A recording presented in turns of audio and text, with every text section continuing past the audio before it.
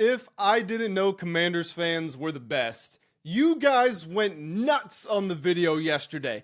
7,500 views, 300 likes, 200 new subscribers to the channel. Give yourself a round of applause. You guys went insane. If you are returning from yesterday's video or any of my previous videos, welcome back to the channel. And if you are new here, well then, welcome into the Full Command Show. My name is Grant Mitchell, and we are here to talk about the Washington Commanders.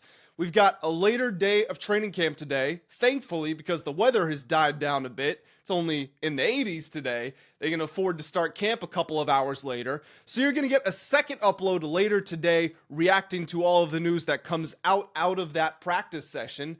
But for now, we are going to spend some time talking about the 53-man roster cuts. Really exciting stuff here. I have made my official predictions, and we're going to go over those. We will also refine them as we get further into the preseason. We have exactly 4 weeks until these submissions are due, but I thought it would be cool to take a little look at that. But before we jump into that, guys, if you are new here, like I said, we're coming off of an amazing video yesterday. The support was incredible. I tried to respond to every comment for as long as I could. There are more than 200 comments up on the channel or on the video, and I've tried to get to everybody, but like I do have a girl that I gotta take care of, and I do go to the gym, and I still have a 9 to 5, so I had to take care of some other obligations. But if I missed your comment, just know that I deeply appreciate whatever it was that you said. I'm going to go back after I post this later and read them all to make sure I haven't missed any. If you are new here, please, first of all, hit the like button on this video. It really, really helps me get out into the algorithms. Yesterday was proof of that. And if you want to stick around because you like me, you like the content, you like the Commanders, whatever the reason, go ahead and hit that subscribe button as well. We're building a community here. Gotta say, the outpour has been awesome. I really love getting all of your opinions, whether it's on things I say, things that I'm aggregating from other news reporters, or you just leaving me your opinions in general. I love all of it. We had a poll yesterday discussing who or what version of the Commanders team name. Did we like the new one? Did we like the old one? Is there a different name that you'd like to bring in? Today's poll. I want you to hit pause on this video if you need to. Scroll down to the comment section. Let me know who is your favorite player on the Washington, whatever it was, even if you were around watching them when they were the Braves. Scroll down. Let me know who your favorite player was when you were growing up. I've got my answer. I'll share it tomorrow, but I want to hear what your answer is. So go ahead, scroll down, leave it in the comments. Okay, so let's talk about the 53-man roster here. Now, obviously, there are 53 spots available. There's a whole emergency quarterback situation. I'll be honest, I don't know the exact details of it, but still, you got to pick 53 guys to make your team.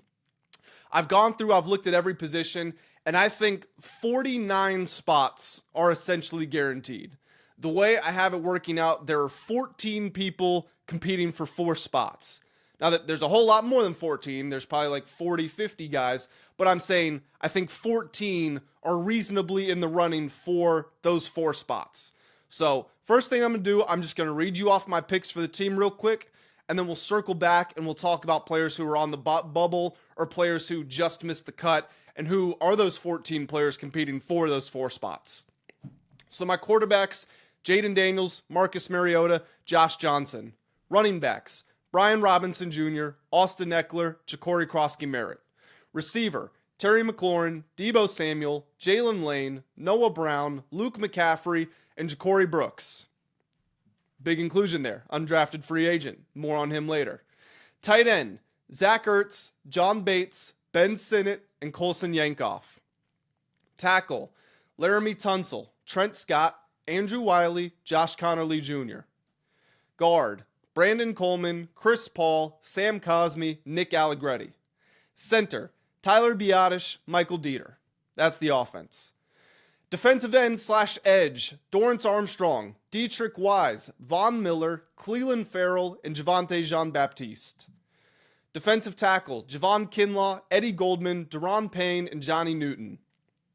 Linebacker, Frankie Louvu, Bobby Wagner, Jordan McGee, Dominique Hampton, and Kain Medrano. Cornerback, Marshawn Lattimore, Trey Amos, Mike Sainristil, Jonathan Jones, Noah Igbenogany. And finally, safety, Will Harris, Quan Martin, Jeremy Reeves, Percy Butler, and Tyler Owens. And for the special teamers, we got Matt Gay as the kicker, Tress Way as the punter, Tyler Ott as the long snapper. Those three should be theoretically written in stone. Their spots are basically just as guaranteed as Jaden Daniels is. Okay, so let's go talk about some of the guys who I think are on the bubble. So with the quarterbacks, there's going to be a third quarterback, I assume. It's always possible there's only two. But I have them keeping three. I have them rostering Josh Johnson as the third guy, cutting Sam Hartman, putting him on the practice squad. Josh Johnson's on a one-year deal. He's also 39 years old. Marcus Mariota is on a one-year deal. I still think Mariota is an incredibly important veteran presence for Jaden because Jaden is still a second-year quarterback. And also Mariota played very well against the Panthers and the Cowboys when he was called upon. But he is making good money, as he should, because he's one of maybe the best backup quarterback in the league. But that's money that would be valuable to the cap in the future. So I think Sam Hartman could be almost redshirted on the practice squad and then come back and potentially compete for being quarterback number 2 next year. At the very least, quarterback number 3, because I don't think Mariota will be returning. I think it'll be a lower salary guy. But my top 3 there, Sam Hartman just misses out, but he sticks around on the practice squad, and we love him on the YouTube shorts and Twitter videos the Commanders put out. Running back, I have him cutting Jeremy McNichols. I got him keeping B-Rob, Eckler, and Krosky Merritt. So this one's a little sad because McNichols has been a journeyman for a long time. He had some good moments last year. He was really good in pass protection, good around the goal line. But when I look at this as B-Rob's going to be the starter, more of the physical stuff, Eckler's the receiving back, the change of pace guy, Krosky Merritt is supposed to be your young rookie who can get the chunk plays. I just don't see why you would feel the need to hold a fourth running back, especially if you can keep Chris Rodriguez on the practice squad and then elevate him when needed. Chris Rodriguez obviously also getting cut, but I don't even really think he's on the bubble, unfortunately for him. Receivers, this one's going to be controversial. So obviously I've got the big five, Terry, Debo, Lane, Brown, McCaffrey. Not many questions about them. I know Luke made the thumbnail in this video, but that's just because we love Luke. Luke's a fan favorite. I do have them keeping the 6th receiver in Ja'Corey Brooks. Now, keeping 6 receivers isn't totally uncommon for teams. Keeping an undrafted free agent might be. The reason I'm doing this is we don't know how the Terry stuff's going to play out. If he holds out and comes back in the middle of the season, then he might not be there until week 8. If we're only rostering 5 receivers, well, that means there are only 4 available to play. If a deal does get done, but McLaurin's not in shape, well, maybe he's not ready to handle his usual workload, and maybe you're going to need somebody. Ja'Corey Brooks is also 6'3" and a rookie. He's 23 years old. You got good value, you'd like to think, as an undrafted free agent. You didn't have to really pay all that much to get him, but you already signed him to a 3-year deal. So clearly you like the kid. The physical tools are there. Again, he's 6'3". That's something that no one else in the Commanders receiver room has. He did catch 1,000 yards in college last year. He did have a very nice year. He spent 3 years at Alabama. It's possible he makes the team, and he's on the bubble, no doubt. But if I'm looking at him, Chris Moore, KJ Osborne, 2 other guys, 2 vets who have made names for themselves in this camp so far, I think they would lean towards Brooks, and I do think they're going to carry a 6th receiver. So I've got him on the team. Tight end, I do have Colson Yankoff joining the big 3 tight ends. We knew those guys were going to make it. Zach Ertz, John Bates, Ben Sinnott. I have Yankoff there because he's got some very interesting physical tools. He's going into his 2nd season. He's able to play special teams very well. And he was rostered last year. He made the 53-man team as an undrafted free agent rookie. So they've spent time with him. They've integrated him. It's not like they've gone out and signed this amazing tight end. I think there are enough spots where it makes sense considering the contributions he will give you on special teams. Tackle, no surprises here. Tunsil, Connerly, Wiley, Scott. Scott is probably the best backup offensive lineman that the Commanders have. And if it's not, it's Andrew Wiley. So yeah, I think they're going to keep 4 tackles, especially with Connerly being a rookie. Guard is interesting because I have them keeping Brandon Coleman, Sam Cosmi, Nick Allegretti, and Chris Paul. Obviously, there's also going to be 2 centers on the team. That's kind of a given. So that's 10 offensive linemen. The Commanders only kept 9 offensive linemen last year. However, with Sam Cosmi coming off of the torn ACL, even if he's ready in week 1, I think they're going to want some extra security there. Allegretti's going to be a very good backup player, might even start at right guard, depending on if Cosmi is ready or not. Coleman's going to be on the left. But Chris Paul, he's the guy on the bubble, but I think he's going to be there again just because of some of the injury concerns. It's possible later in the season he gets moved down to practice squad or something of that nature, but I think he'll make the 53-man team to start. We get to defense there because we said Biadasz and Dieter, there's nothing to worry about. They're going to keep two centers. We get over to the defensive side here, and one of the, I don't want to call him a big offseason signing, but one that was intriguing at the very least, Jacob Martin. I don't have him making the team. And I've heard that he's had a good camp, so it feels a little harsh. But just like I was talking about, the Commanders kept 9 offensive linemen last year. Well, they kept 4 defensive ends only. I have them keeping 5 as it is, and that doesn't include Martin, because you've got Dorrance Armstrong, Dietrich Wise, Von Miller, Cleveland Farrell, and Javonte Jean-Baptiste. The top 4, again, I don't think there's a whole lot to talk about. They're signings either last year or this year, guys that they like and that that have produced in their career. Javonte Jean-Baptiste he was a 7th rounder, but he was a rookie draft pick last year, and he's had some moments, and he had that day in camp a couple of days ago where he got 3 straight pressures on Josh Connerly, who's a 1st-round pick. You think you have some hope for him. So Jacob Martin and Jalen Holmes also missing the team there. It's unfortunate for them, but I don't see how there's much space left. And this is a good thing, not for them specifically. It's bad for them, but it's a good thing that there's so much competition, because that's been the key pillar of what Adam Peters and Dan Quinn have preached ever since they came in. Competition, competition, competition. And not only does it improve your best players and create the culture in the locker room, but it ensures that our 53rd man is still contributing to the team. And when that's happening, it's pushing all the guys above him, and I like that. Defensive tackle, I have him keeping 4 people: Javon Kinlaw, Eddie Goldman, Deron Payne, and Johnny Newton. That's unfortunate for Sheldon Day, because even though he was a practice squad guy who got moved up last year, I actually did think he played well. Now, the Commanders' defensive line was bad. They didn't do good against the run or the pass, and he was a part of that. So on one hand, it's like, well, he didn't produce for you last year. That's true, but I actually also felt like there were moments where he was better than Deron Payne. He was better than John Allen. He was better than Johnny Newton. So it's tough. It's like this guy impressed, but he was part of a terrible unit. He's also older. He's also undersized. He's listed at 6'1", 285. We know how big of an emphasis it was for the Commanders to get bigger in the trenches. So Deron Payne, Javon Kinlaw, Johnny Newton, they're not going anywhere. I feel like this is a battle with Eddie Goldman, and with Golden being 6'2", 6'3", 320, and a little bit younger, I feel like it makes it easier for them to roster him. So Sheldon Day unfortunately misses out. Maybe he's on the practice squad and can get moved up again later in the year. Linebacker, this is another tough one because Frankie Louvu, Bobby Wagner, Jordan McGee, Dominique Hampton, they are locked in.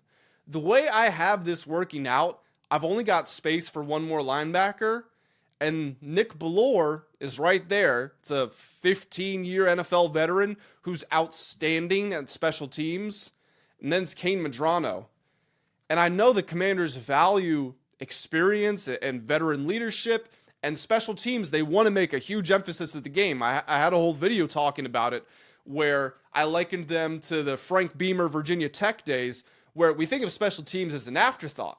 Frank Beamer thought of it as 1/3 of the game: offense, defense, special teams. And he created margins there with his team's ability to block kicks, block punts, return kicks for touchdowns, trick plays on 4th downs. He got away with all of it, and he found a margin there. Nick Bellore helps you do that to a certain extent because he is such a fantastic special teams player. But are you really going to cut a 6th round draft pick? Not that 6th round is glamorous, but you just picked this guy a couple of months ago.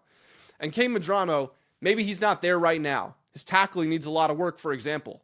But he's such a freak athletically that he's lined up at defensive end. He's lined up at safety. There are things you can do with him if you're able to develop him. And unfortunately for Nick Bellore, I think that means he misses out. Cornerback, this one was pretty open and shut. Cornerback and safety, honestly, both pretty open and shut. Lattimore, Amos, Sainristil, John Jones, and Noah Igbenogany, they're fine. I did feel bad cutting Robert McDaniel. I would say he's on the bubble. I don't know how close he is, but he's a very interesting player. And I want to pull up his stats. He did 2 years at Alcorn State, and then he did 1 year at Jackson State. Let's see. At Jackson State, which was last year, he had 48 tackles, 4 pass deflections, 3.5 sacks, 3 interceptions, and 2 forced fumbles. Kind of the same thing as Kain Medrano. This is a guy who took reps on the defensive line and a guy who took reps at safety. I have him grouped with the corners just because I thought he might play like some sort of hybrid nickel role. It's very possible. He's more of a box safety as well. I have him missing out, but I do think he'll be on the practice squad. And it's a guy that I would probably look at next year or the year after to compete for that 53-man spot. Safeties, Will Harris, Quan Martin, Jeremy Reeves, Percy Butler, Tyler Owens. This unit specifically, also going back to Nick Bellore a little bit, this unit specifically makes it tough for him to make the team. He's still a great player, still great on special teams, but you've got so many special teamers right here. Jeremy Reeves is awesome. Percy Butler is awesome. Tyler Owens is awesome. And then the guy I have on the bubble missing the cut, Ben Nickel, he could play special teams as well. Also with special teamers, you've got Colson Yankoff on the other guy. There's a lot of players who can do this job. And I could be totally wrong about Nick Bellore. He could also make the team. But then that means I would have to be taking, the way I have it, that means I would have to be taking Chris Paul, Colson Yankoff, Ja'Corey Brooks, or Josh Johnson off the team. Maybe it's Josh Johnson, because why do you need a third quarterback who's 39 years old?